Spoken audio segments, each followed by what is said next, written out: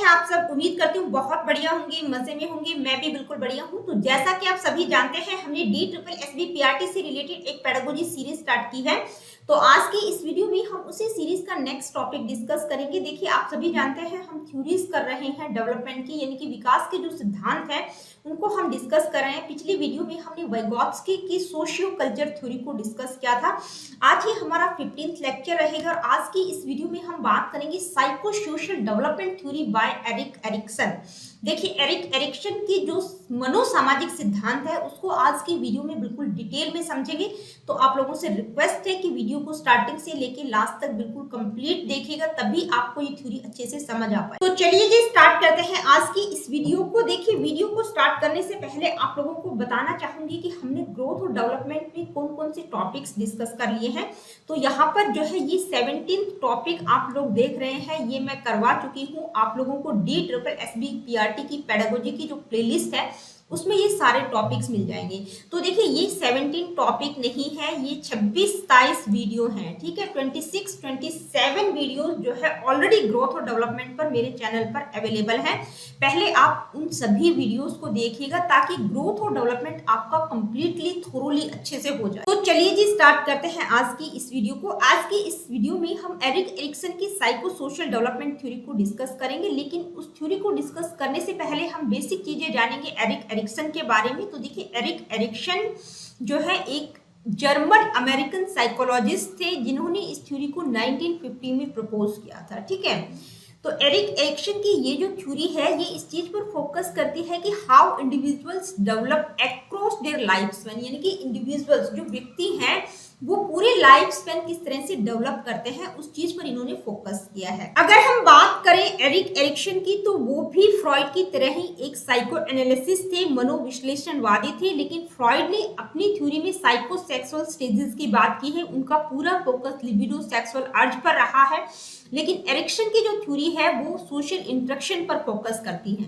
तो एरिक्सन का इंटरेस्ट इस चीज में था कि किस तरह से सोशल इंटरेक्शन और जो हमारे रिलेशनशिप है उनका अहम रोल है व्यक्ति की ग्रोथ और डेवलपमेंट। तो इस चीज को स्टडी करना चाहते थे कि किस तरह से सोशल इंटरेक्शन और रिलेशनशिप एक अहम रोल अदा करते हैं व्यक्ति की ग्रोथ और डेवलपमेंट में। तो उन्होंने सोशल इंटरेक्शन की बात की है, सामाजिक अंतःक्रिया की बात की है। तो एरिक्सन की जो थ्योरी है वो एपिजेनेटिक प्रिंसिपल पर बेस्ड है। अब ये एपिजेनेटिक प्रिंसिपल का मतलब है कि जो व्यक्ति है वो एक सीक्वेंस में ग्रो करते हैं, ठीक है। आप लोगों से पूछा भी जा सकता है कि जो एरिक्सन की थ्योरी है वो कौन से प्रिंसिपल पर बेस्ड है, तो कौन से प्रिंसिपल पर? Epigenetic principle. और एपिजेनेटिक प्रिंसिपल का मतलब क्या होता है, यानी कि व्यक्ति जो है एक सीक्वेंस में ग्रो करते हैं। अब ये जो एरिक एरिक्सन है वो एक फेमस टर्म के लिए बहुत ज्यादा जाने जाते हैं। बहुत बार सीटेट में क्वेश्चन पूछा भी गया है, किस टर्म के लिए एरिक एरिक्सन जाने जाते हैं? Identity crisis. ये जो टर्म है ये बिल्कुल डायरेक्ट इनसे संबंधित है, यानी कि इस टर्म का संबंध किससे है? एरिक एरिक्सन से। तो आपसे पूछा जा सकता है कि आइडेंटिटी क्राइसिस टर्म का संबंध कौन सी साइकोलॉजिस्ट से है, तो वो एरिक एरिक्सन से है। या एरिक एरिक्सन कौन सी टर्म के लिए जाने जाते हैं, तो कौन सी टर्म? आइडेंटिटी क्राइसिस, जिसका मतलब है पहचान का संकट। ये जो आइडेंटिटी क्राइसिस टर्म है इसको आगे मैं आप लोगों को स्टेजेस में एक्सप्लेन करूँ। तो एरिक एरिक्सन की ये जो साइको सोशल डेवलपमेंट थ्योरी है इसमें उन्होंने 8 स्टेजेस की बात की है। उन्होंने जो है व्यक्ति की पूरी लाइफ स्पैन को, यानी कि पूरी जीवन प्रक्रिया को उन्होंने 8 चरणों में विभाजित कर दिया है। उनका मानना है कि हर व्यक्ति इन 8 स्टेजेस से होकर गुजरता है, डेवलप करता है थ्रू आउट लाइफ, ठीक है। उन्होंने पूरी लाइफ स्पैन को 8 चरणों में विभाजित कर दिया है और उनका मानना है कि हर स्टेज पर एक क्राइसिस होता है, एक कॉन्फ्लिक्ट होता है, एक संकट होता है। अगर व्यक्ति इस संकट, इस कॉन्फ्लिक्ट को पार कर लेता है, इस द्वंद्व को पार कर लेता है, तो वो पॉजिटिविटी की तरफ बढ़ जाता है। अगर वो उस कॉन्फ्लिक्ट को पार नहीं कर पाता, वहीं पर अटक जाता है, तो नेगेटिविटी की तरफ चला जाता है। तो एरिक एरिक्सन के द्वारा जो 8 स्टेजेस की बात की गई है वो मैं आप लोगों को 1 बाय 1 बता देती हूँ। पहली है ट्रस्ट वर्सेस मिसट्रस्ट की स्टेज, उसके बाद autonomy versus shame and doubt की स्टेज, इसके बाद है इनिशिएटिव वर्सेस गिल्ट की स्टेज, नेक्स्ट है इंडस्ट्री वर्सेस इंफीरियोरिटी, इसके बाद है आइडेंटिटी वर्सेस कंफ्यूजन, नेक्स्ट है intimacy versus isolation, generativity versus stagnation, और इसके बाद है इंटीग्रिटी वर्सेस डिसअपियर। तो ये 8 स्टेजेस जो है एरिक एरिक्सन के द्वारा बताई गई है। उन्होंने पूरे ह्यूमन लाइफ को यानी कि पूरे लाइफ स्पैन को जो है इन 8 स्टेजेस में विभाजित किया है। तो एरिक एरिक्सन ने ये 8 स्टेजेस बताई है। उनका मानना है कि हर व्यक्ति इन 8 स्टेजेस से पार होकर गुजरता है, डेवलप करता है थ्रू आउट लाइफ। ठीक है, तो ये 8 स्टेजेस और इनका टाइम पीरियड कब से कब तक है ये आप यहाँ पर स्क्रीनशॉट ले सकते हैं। जैसे पहली स्टेज है ट्रस्ट वर्सेस मिसट्रस्ट की, तो इसका टाइम पीरियड बर्थ से लेके 18 मंथ तक होता है। तो यहाँ पर जो है सभी का टाइम पीरियड मैंने डाल दिया है, आप नोट कर सकते हैं। अब इन स्टेजेस को हम 1 बाय 1 समझते हैं। तो पहली स्टेज है ट्रस्ट वर्सेस मिसट्रस्ट, यानी कि विश्वास बनाम अविश्वास की स्टेज। हिंदी में हम इसको क्या कहेंगे, विश्वास बनाम अविश्वास की स्टेज, जिसका टाइम पीरियड बर्थ से लेके 18 मंथ तक। इस स्टेज का वर्च्यू क्या है, हॉप, और इंपॉर्टेंट इवेंट क्या है, फीडिंग, यानी कि बच्चे को किस तरह से फीड किया जा रहा है। अगर हम बात करें की टास्क की, यानी कि इस स्टेज का अहम कार्य क्या होगा, बच्चे में विश्वास की फीलिंग को पैदा करना, यानी कि बच्चे में दूसरों के प्रति विश्वास की भावना को पैदा करना इस स्टेज का अहम कार्य है। ये तभी पॉसिबल हो सकता है जब बच्चे को प्रॉपर तरीके से नर्चर किया जाए उसके केयर गिवर्स के द्वारा, यानी कि उसके पेरेंट्स, उसकी मदर के द्वारा। अगर बच्चे की बेसिक नीड्स, जैसे उसका फूड किस तरह से उसको खिलाया पिलाया जा रहा है, उसकी जो बेसिक नीड्स हैं, फूड, वार्मथ, कंफर्ट, इन सारी चीजों का अगर प्रॉपर तरीके से ध्यान रखा जाए तो बच्चे में क्या होगा, विश्वास पैदा होगा। तो अगर इस स्टेज में सक्सेस मिलती है तो उससे क्या होगा, बच्चे में जो है एक ट्रस्ट की फीलिंग पैदा होगी अपने प्रति भी और दूसरों के प्रति भी, और एक तरह से जो है आगे भी ये जो स्टेज है फाउंडेशन का काम करेगी, यानी कि आगे के जो रिलेशनशिप रहेंगे उनको भी वो बेहतर बना पाएगा। अगर इस स्टेज में फेलियर मिलता है, यानी कि बच्चे को जो है अच्छे से उसका नर्चर नहीं किया जाता, उसका पालन पोषण बेहतर तरीके से नहीं किया जाता है, उसके पेरेंट्स के द्वारा उसका ध्यान नहीं रखा जाता है, तो बच्चे में अविश्वास की भावना पैदा होगी। हर इंसान को, हर व्यक्ति को वो सस्पेक्ट करेगा, यानी कि शंका की नजर से देखें। सेकंड स्टेज है autonomy versus shame and doubt. देखिए, ऑटोनोमी को हिंदी में हम कहेंगे स्वायत्तता। ठीक है, स्वायत्तता बनाम शर्म और संदेह की स्टेज। ठीक है, शर्म और संदेह की स्टेज। तो इस स्टेज का टाइम पीरियड रहेगा 18 मंथ से लेके 3 इयर्स तक। इसमें हमारे टॉडलर्स आ जाएंगे, इसको एक तरह से अर्ली चाइल्डहुड भी कह सकते हैं। ठीक है, अर्ली चाइल्डहुड की स्टेज इसको हम कहेंगे, जिसका टाइम पीरियड 18 मंथ से लेके 3 इयर्स तक रहेगा।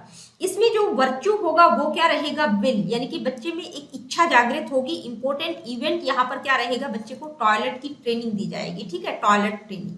This is the me do it stage. देखिए, इस स्टेज को मी डू इट स्टेज के नाम से भी जाना जाता है। कई बार आप लोगों से पेपर में पूछा भी जा सकता है कि मी डू इट स्टेज कौन सी है, तो कौन सी है, autonomy versus shame and doubt की स्टेज।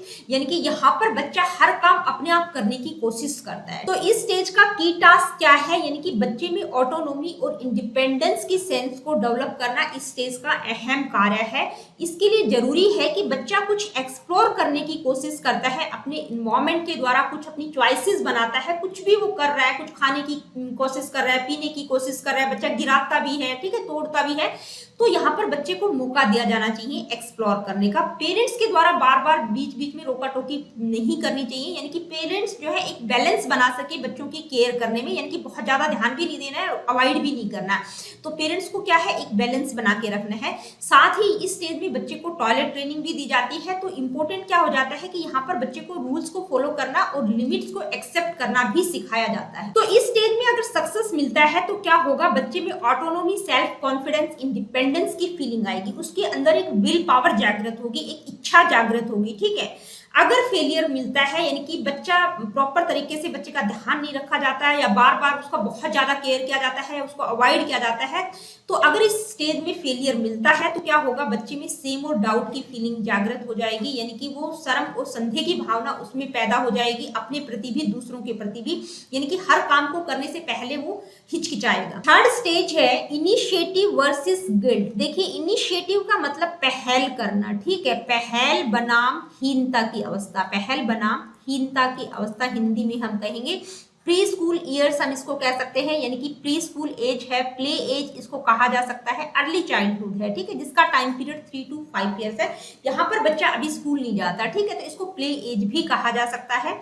इसमें जो वर्च्यू होगा वो क्या रहेगा, पर्पज, और इम्पोर्टेंट इवेंट क्या रहेगा, एक्सप्लोरेशन, यानी कि बच्चा कुछ ना कुछ एक्सप्लोर करने की कोशिश करता है। तो इस स्टेज का की टास्क क्या है, देखिए अगर हम की टास्क की बात करें तो यहाँ पर बच्चे में पर्पज और इनिशिएटिव की सेंस को डेवलप करने की कोशिश की जाती है। यहाँ पर बच्चा क्या है, इनिशिएटिव लेने की कोशिश करता है, पहल करने की कोशिश करता है।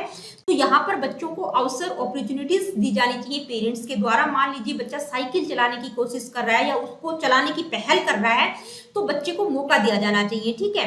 अगर बच्चा कोई भी घर के छोटे मोटे काम करने में इनिशिएटिव ले रहा है तो उसको ये मौका दिया जाना चाहिए पेरेंट्स के द्वारा। इससे क्या होगा कि बच्चे में जो है एक पर्पज की सेंस डेवलप होगी, उसकी लाइफ को एक डायरेक्शन मिलेगी, उसको विश्वास पैदा होगा कि वो भी अपने गोल को अचीव कर सकता है। तो इस स्टेज में अगर सक्सेस मिलता है, यानी कि बच्चा पॉजिटिव डायरेक्शन की तरफ बढ़ जाता है, तो उससे क्या होगा, बच्चे में पर्पज, इनिशिएटिव और एम्बिशंस की फीलिंग डेवलप होगी। अगर यहाँ पर बच्चा ये सारी चीजें नहीं कर पाता, यानी कि उसको इनिशिएटिव लेने का मौका नहीं दिया जाता, तो वो नेगेटिव डायरेक्शन की तरफ बढ़ जाएगा। इस स्टेज में अगर फेलियर मिलता है तो बच्चे में क्या होगा, गिल्ट की फीलिंग पैदा हो जाएगी, यानी कि वो अपने आप को एक दोषी की तरह समझना शुरू कर देगा। तो जो पेरेंट्स होते हैं कई बार बच्चों को बहुत ज्यादा ओवरली क्रिटिसाइज करते हैं। अगर कोई क्रिएटिव वर्क को करने की कोशिश करते हैं तो उनको पनिशमेंट देते हैं, तो इससे क्या होगा, बच्चे में जो है गिल्ट और शेम की फीलिंग डेवलप हो जाएगी। नेक्स्ट स्टेज है इंडस्ट्री वर्सेस इंफीरियोरिटी। देखिए जो फोर्थ स्टेज है वो क्या है, उद्योग बनाम हीनता की अवस्था। उद्योग बनाम हीनता की अवस्था, इसको मिडिल स्कूल या स्कूल एज भी हम कह सकते हैं, जिसका टाइम पीरियड 6 से लेके 11 ईयर्स तक रहेगा। इस स्टेज का वर्च्यू क्या रहेगा, कॉम्पिटेंसी, और इंपॉर्टेंट इवेंट क्या रहेगा, स्कूल, यानी कि यहाँ पर बच्चा स्कूल जाना शुरू कर देता है। तो इस स्टेज का की टास्क क्या है, देखिए बच्चे में इंडस्ट्री और कॉम्पिटेंसी की सेंस को डेवलप करना। देखिए यहाँ पर इंडस्ट्री का मतलब क्या है, यानी कि बच्चा कोई भी टास्क या कोई भी स्किल्स जो वो प्रेजेंट कर रहा है उसमें वो कॉम्पीट कर सके। तो यहाँ पर इंपॉर्टेंट बात क्या है कि बच्चा अगर किसी चीज में पार्टिसिपेट करना चाहता है, किसी गेम में, किसी स्कूल एक्टिविटीज में, किसी क्विज में, तो उसको कॉम्पीट करने का मौका दिया जाना चाहिए। यानी कि अगर उसको मौका मिलता है तो वो कॉम्पीट कर पाता है, तो यहाँ बच्चे में कॉम्पिटेंसी की फीलिंग डेवलप होगी, ठीक है। साथ ही इस स्टेज में क्या होता है, बच्चे को कोऑपरेट करने के रूल्स को भी फॉलो करना सिखाया जाता है, ताकि बच्चा दूसरे बच्चों के साथ कोऑपरेट कर सके। तो इस स्टेज में अगर सक्सेस मिलता है, यानी कि बच्चा पॉजिटिव डायरेक्शन की तरफ बढ़ जाता है, इस स्टेज में अगर उसको सक्सेस मिलता है तो यहाँ पर बच्चे में कौन सी सेंस डेवलप होगी, इंडस्ट्री, कॉम्पिटेंस, और वो जो है अपनी सक्सेस के प्रति विश्वास उसमें पैदा होगा। अगर इस स्टेज में बच्चे को सक्सेस नहीं मिलता है, यानी कि इस स्टेज में वो फेल हो जाता है, तो यहाँ पर बच्चे में जो है इंडस्ट्री की सेंस की बजाय किस तरह की फीलिंग आ जाएगी, इंफीरियोरिटी और इनकॉम्पिटेंसी की फीलिंग बच्चे में डेवलप हो जाएगी, यानी कि बच्चे में हीन भावना पैदा हो जाएगी। इसके बाद है आइडेंटिटी वर्सेस कंफ्यूजन, यानी कि पहचान बनाम संभ्रांति की अवस्था। इसको हिंदी में हम कहेंगे पहचान बनाम संभ्रांति की अवस्था। इसमें टीनेजर्स आ जाएंगे, यानी कि जो एडल्सेंट्स हैं वो आ जाएंगे, जो किशोर बच्चे हैं वो आ जाएंगे, जिनका टाइम पीरियड 12 to 18 ईयर्स है।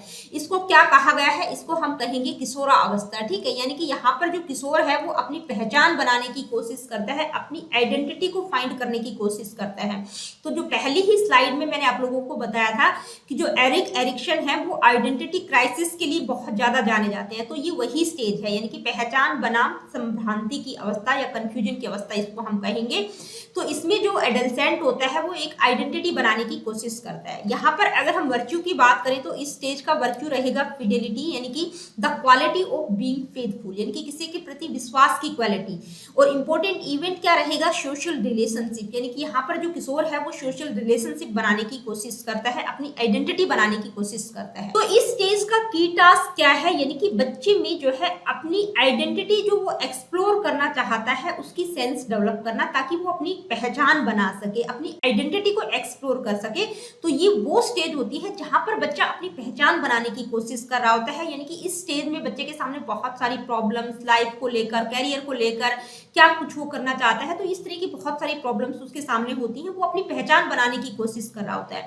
तो यहाँ पर अगर इस स्टेज में बच्चे को सक्सेस मिलता है, यानी कि अगर एक एडल्सेंट, एक किशोर बच्चा सक्सेस होता है, तो वो अपनी पहचान के साथ बाहर आता है, यानी कि जो कुछ वो करना चाहता था वो अचीव कर लेता है, वो पॉजिटिव डायरेक्शन की तरफ बढ़ जाएगा। यानी कि वो उसमें क्या होगा, अपनी आइडेंटिटी की जो सेंस होगी वो स्ट्रॉन्ग रहेगी, और वैल्यूज और बिलीफ्स को भी वो के प्रति भी उसमें क्लियर अंडरस्टैंडिंग रहेगी, यानी कि उनको भी वो प्रॉपर तरीके से समझ पाएगा। अगर यहाँ पर बच्चे को फेलियर मिलता है, यानी कि वो सक्सेस नहीं हो पाता, नेगेटिव डायरेक्शन की तरफ चला जाता है, तो वो हमेशा लाइफ टाइम कंफ्यूजन की स्थिति में रहेगा। नेक्स्ट स्टेज है इंटीमेसी वर्सेस आइसोलेशन। देखिए, इंटीमेसी का मतलब होता है घनिष्ठता, घनिष्ठता बनाम आइसोलेशन का मतलब अलगाव। ठीक है, कौन सी हिंदी में हम कहेंगे घनिष्ठता बनाम अलगाव की स्टेज यंग एडल्टहुड होती है, यानी कि प्रौढ़ा अवस्था हम इसको कह सकते हैं। टाइम पीरियड 18 to 40 ईयर्स होता है। इस स्टेज का वर्च्यू क्या रहेगा? लव। इंपॉर्टेंट इवेंट क्या होगा? Love relationship. तो इस स्टेज का की टास्क क्या रहेगा? देखिए, अगर हम की टास्क की बात करें तो इस स्टेज में जो है इंटीमेट रिलेशनशिप व्यक्ति डेवलप करने की कोशिश करता है, यानी कि इस स्टेज में लोग क्या करते हैं? प्यार, शादी, रिश्ते बनाने की कोशिश करते हैं। तो इसमें जो है किस तरह की सेंस डेवलप की जाती है? इंटीमेसी, इमोशनल क्लोजनेस और कमिटमेंट टू अदर्स। और साथ ही व्यक्ति क्या करता है? अपनी आइडेंटिटी, अपनी इंडिपेंडेंस और अपनी सेल्फ एस्टीम को भी मेंटेन करने की कोशिश करता है। तो अगर वो ऐसा कर पाता है, यानी कि अगर वो बेहतर रिलेशनशिप बना पाता है, इस स्टेज में अगर व्यक्ति सक्सेस होता है, तो क्या होगा? वो अपने जो रिलेशनशिप रहेंगे वो बेहतर बना पाएगा, स्ट्रॉन्ग हेल्दी रिलेशनशिप को डेवलप कर पाएगा। साथ ही जो है उसमें इमोशनल क्लोजनेस और इंटीमेसी की फीलिंग या सेंस भी डेवलप हो पाएगी। ठीक है, यानी कि वो दूसरों के साथ जो भी रिलेशनशिप बिल्डअप कर रहा है वो हेल्दी रिलेशनशिप अगर वो कर पाता है तो इस स्टेज में वो सक्सेस रहेगा। अगर इस स्टेज में वो ऐसा नहीं कर पाता है, यानी कि फेलियर मिलता है, तो क्या होगा? आइसोलेशन या लॉनलीनेस, यानी कि अलगाव, अकेलापन महसूस करे। इसके बाद नेक्स्ट स्टेज है जर्नेटिविटी वर्सेस स्टैग्नेशन। देखिए, जर्नेटिविटी का मतलब होता है जननात्मकता, जननात्मकता बनाम स्थिरता की अवस्था। ठीक है, स्थिरता की अवस्था, इसको मिडिल एज आप कह सकते हैं। टाइम पीरियड रहेगा 40 to 65 एज ग्रुप के व्यक्ति इस स्टेज में आ जाएंगे। तो अगर हम इसमें वर्च्यू की बात करें तो वर्च्यू क्या रहेगा? केयर। और इंपॉर्टेंट इवेंट क्या रहेंगे? Work and parenthood. इस स्टेज का इंपॉर्टेंट इवेंट क्या रहेगा? Work and parenthood. अगर हम इस स्टेज के की टास्क की बात करें तो यहाँ पर व्यक्ति में जो है किस तरह की सेंस डेवलप की जाती है? जर्नेटिविटी, यानी कि कुछ ना कुछ वो जर्नेट कर सके। ठीक है, तो जिसके द्वारा व्यक्ति क्या करने की कोशिश करता है? यानी कि अपने कामों के द्वारा वो सोसाइटी में कुछ कंट्रीब्यूट करने की कोशिश करता है, और साथ ही फ्यूचर जनरेशन के बारे में भी वो सोचता है, इनकी अपनी भावी पीढ़ी के बारे में भी वो अवेयर रहता है। अपनी फैमिली, बच्चों का पालन पोषण किस तरह से करना है, दूसरों को एडवाइस किस तरह से देनी है, और अपने अच्छे कार्यों के द्वारा कुछ ना कुछ कंट्रीब्यूट करने की कोशिश करता है। तो इस स्टेज में व्यक्ति को अगर सक्सेस मिलती है तो उसमें किस तरह की सेंस डेवलप होगी? जर्नेटिविटी की, यानी कि उसको लगेगा कि जो भी कार्य उसके थे पेरेंटहुड से रिलेटेड या बच्चों के पालन पोषण से रिलेटेड या फैमिली से रिलेटेड या सोसाइटी में कॉन्ट्रीब्यूशन से रिलेटेड, अगर वो अच्छे से कर पाता है तो उसमें जो है जर्नेटिविटी की सेंस डेवलप होगी और उसको अपनी लाइफ पर्पजफुल लगेगी। लेकिन अगर उसको सक्सेस नहीं मिलता है इस स्टेज में तो व्यक्ति जो है स्टैग्नेशन फील करेगा, रुका हुआ फील करेगा, उसको लगेगा कि उसकी लाइफ का कोई पर्पज ही नहीं है। इसके बाद नेक्स्ट स्टेज है इंटीग्रिटी वर्सेस डिस्पेयर। देखिए, इंटीग्रिटी का मतलब होता है अखंडता, अखंडता बनाम निराशा की अवस्था। हिंदी में हम कहेंगे ओल्डर एडल्टहुड, इसको आप कह सकते हैं, या लेटर मैच्योरिटी भी कह सकते हैं। यानी कि यहाँ पर 65 ईयर से अबव के व्यक्ति आ जाएंगे। कब से कब तक रहेगी? 65 ईयर्स टू डेथ, यानी कि जब तक व्यक्ति की डेथ नहीं हो जाती तब तक की अवस्था है। इस स्टेज में क्या होता है? जो वर्च्यू रहेगा वो क्या रहेगा? विजडम। और इंपॉर्टेंट इवेंट क्या रहेगा? रिफ्लेक्शन ऑन लाइफ, यानी कि यहाँ पर क्या होगा? व्यक्ति अपनी लाइफ पर रिफ्लेक्शन डालने की कोशिश करे। तो इस स्टेज का की टास्क क्या रहेगा? देखिए, अगर हम की टास्क की बात करें तो यहाँ पर व्यक्ति में इंटीग्रिटी की सेंस डेवलप करने की कोशिश की जाती है। यानी कि यहाँ पर व्यक्ति अपने पास्ट एक्सपीरियंसेस, पास्ट चॉइसेस जो भी उसकी रही हैं, जो भी उसने अच्छे बुरे कार्य किए, उन पर वो रिफ्लेक्शन डालने की कोशिश करता है। यानी कि उसकी मिस्टेक्स क्या है, अकम्प्लिशमेंट या रिलेशनशिप किस तरह के रहे, उन सारी चीजों पर रिफ्लेक्शन डालने की कोशिश करता है, यानी कि उनके बारे में चिंतन मनन करता है। जहां पर अगर इस स्टेज में उसको सक्सेस मिलती है, उसको लगता है कि उसने जो है वो अपनी लाइफ से सेटिस्फाइड है, जो कुछ उसने किया वो बहुत अच्छा रहा, तो यहाँ पर अगर वो सक्सेस पाता है, यानी कि स्टेज में उसको सक्सेस मिलती है, तो उसमें इंटीग्रिटी या विजडम की सेंस डेवलप होगी, यानी कि उसको अपनी लाइफ पर्पजफुल लगेगी, अच्छी लगेगी। अगर यहाँ पर उसको फेलियर मिलता है तो किस तरह की फीलिंग उसमें आएगी? डिस्पेयर और रिग्रेट फील करेंगे, यानी कि उसको पश्चाताप महसूस होगा, निराशा महसूस होगी, चिड़चिड़ापन वो फील करेंगे। तो देखिए, इरिक्सन ने ये 8 स्टेजेस बताई हैं जिनके थ्रू व्यक्ति डेवलप करता है, यानी कि उन्होंने व्यक्ति की पूरे लाइफ स्पैन को 8 स्टेजेस में डाल दिया है। यानी कि बच्चा जब जन्म लेता है तब से लेकर जब तक उसकी डेथ नहीं हो जाती, तो उसकी पूरे लाइफ स्पैन को, थ्रू आउट लाइफ को उन्होंने 8 स्टेजेस, 8 चरणों में विभाजित किया है। ठीक है, तो देखिए अगर हम इनकी थ्योरी को कंक्लूड करें तो इस इमेज से आप इनकी पूरी थ्योरी को समझ सकते हैं। यानी कि इन्होंने 8 स्टेजेस की बात की है, तो अप्रोक्सीमेट एज क्या रहेगी हर स्टेज की। जैसे पहली स्टेज है इन्फेंसी स्टेज, जिसका टाइम पीरियड 1 to 1.5 ईयर्स तक रहेगा, यानी कि 18 मंथ तक रहेगा। साइकोलॉजिकल क्राइसिस या टास्क, देखिए ट्रस्ट और मिसट्रस्ट की जो हमने बात की है, जो पहली स्टेज है ट्रस्ट और मिसट्रस्ट की, तो यहाँ पर ट्रस्ट और मिसट्रस्ट की जो हम बात कर रहे हैं वो क्या है, साइकोलॉजिकल क्राइसिस या टास्क हम कह सकते हैं। यानी कि व्यक्ति में अगर विश्वास पैदा होता है तो वो पॉजिटिव डायरेक्शन की तरफ जाएगा, अगर मिसट्रस्ट होता है यानी कि अविश्वास पैदा होता है तो नेगेटिव साइड वो चला जाएगा। ठीक है, तो ये ट्रस्ट और मिसट्रस्ट, ये जो भी स्टेजेस दी गई हैं ये क्या है, ये साइकोलॉजिकल क्राइसिस या टास्क आप इनको कह सकते हैं। और कौन सा वर्च्यू कौन सी स्टेज में डेवलप होगा यहाँ पर आप देख सकते हैं। हर स्टेज का वर्च्यू आपको पता होना चाहिए और साथ ही इंपॉर्टेंट इवेंट क्या रहेगा वो हर स्टेज में मैंने आप लोगों को बताया है। तो एक तरह से इनकी पूरी थ्योरी का ये आप कंक्लूजन देख सकते हैं इस इमेज के थ्रू, इसका स्क्रीनशॉट आप ले सकते हैं। अब हम आगे बढ़ते हैं। देखिए इनकी इस थ्योरी का कुछ क्रिटिसिज्म भी हुआ है। फर्स्ट पॉइंट है लिमिटेड कल्चरल डाइवर्सिटी, यानी कि सांस्कृतिक विविधता लिमिटेड है। क्यों है, क्योंकि एरिक्सन के द्वारा जो ऑब्जर्वेशन किया गया था वो मिडिल क्लास व्हाइट अमेरिकन पर किया गया था। तो अगर इस थ्योरी की कल्चरल डाइवर्सिटी की अगर हम बात करें तो देखिए दूसरे सोशियो कल्चरल बैकग्राउंड्स पर ये एप्लीकेबल नहीं है, ये कुछ आलोचकों का मानना है, कुछ क्रिटिक्स का मानना है। नेक्स्ट है ओवर इम्फेसिस ऑन चाइल्डहुड। तो देखिए इन्होंने अपनी थ्योरी में जो स्टार्टिंग की 4-5 स्टेजेस हैं उन पर ज्यादा फोकस किया है, यानी कि चाइल्डहुड पर ज्यादा फोकस किया है। जो बाद की स्टेजेस हैं उन पर इन्होंने बहुत ज्यादा फोकस नहीं किया है, इम्फेसाइज नहीं किया है। लेक ऑफ एम्पिरिकल एविडेंसेस, यानी कि अनुभवजन्य तथ्यों का अभाव है, तथ्यों का अभाव है। क्यों है, क्योंकि इनकी जो थ्योरी है वो ऑब्जर्वेशन बेस्ड है, क्वालिटेटिव रिसर्च बेस्ड है।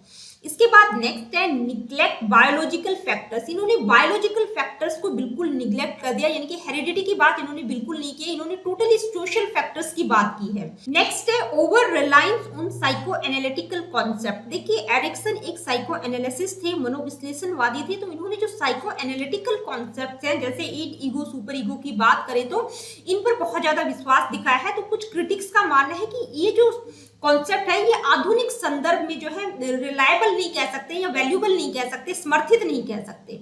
नेक्स्ट है lake of clarity on outcome measures, यानी कि जो स्टेजेस इनके द्वारा दी गई हैं उनके जो आउटकम्स मेजर्स आएंगे, यानी कि जो परिणाम आएंगे उनमें जो है क्लैरिटी का अभाव है, स्पष्टता का अभाव है। क्योंकि ये कहा नहीं जा सकता कि व्यक्ति जो है हर स्टेज पर व्यक्ति सक्सेस होगा भी कि नहीं होगा। तो ठीक है, जो आउटकम मेजर्स हैं उनमें क्लैरिटी या स्पष्टता का अभाव है। तो दोस्तों ये थे कुछ इंपोर्टेंट पॉइंट जिनके कारण इनकी थ्योरी का क्रिटिसिज्म हुआ है। तो आज की वीडियो में इतना ही, मिलती हूँ आप लोगों से अपनी अगली वीडियो में। Really good, take care of yourself. देखिए अगर सेशन आप लोगों को पसंद आया हो तो please like, share and do subscribe that education classes. किसी प्रकार का क्वेश्चन, क्वेरीज, कुछ पूछना चाहते हैं, बताना चाहते हैं, do comment in the comment section. और अगली वीडियो में हम फ्रॉइड की साइकोसेक्सुअल डेवलपमेंट थ्योरी को डिस्कस करेंगे।